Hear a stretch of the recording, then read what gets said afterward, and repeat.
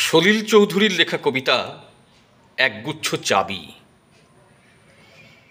উত্তরাধিকার সূত্রে পেয়েছি শুধু একগুচ্ছ চাবি।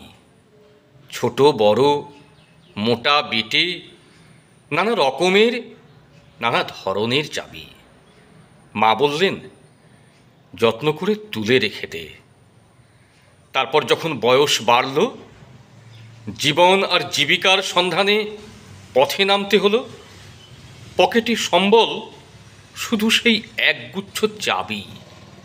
ছোট বড়, মোটা বেটে, নানা রকমের নানা ধরনের চাবি। কিন্তু যেখানেই যাই, সামনে দেখি প্রকাণ্ড এক দরজা, আর তাতে ঝুলছে প্রকাণ্ড এক তালা।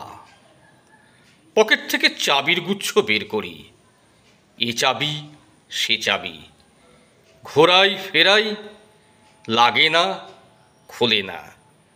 শ্রান্ত হয়ে ঘরে ফিরি।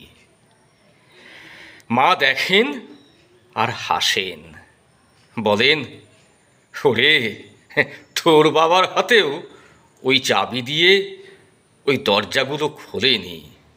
শুনেছি নাকি তার বাবার হাতে খুলতো। আসল কথা কি জানিস? এসব চাবি হলো সততার, সত্যের, যুক্তির, নিষ্ঠার। এসব দরজাগুলো খোলে না, তবুও তুই ফেলে দিস না। তুই যখন চলে যাবি, তোর সন্তানদের হাতে দিয়ে যাস এসব চাবির গুচ্ছ। হয়তো তাদের হাতে, হয়তো কেন, নিশ্চয়ই তাদের হাতে একদিন ওই সব সততার, সত্যের, যুক্তির, নিষ্ঠার চাবি দিয়ে জীবনের বন্ধ দরজাগুলো খুলে যাবে, খুলে যাবেই। নমস্কার।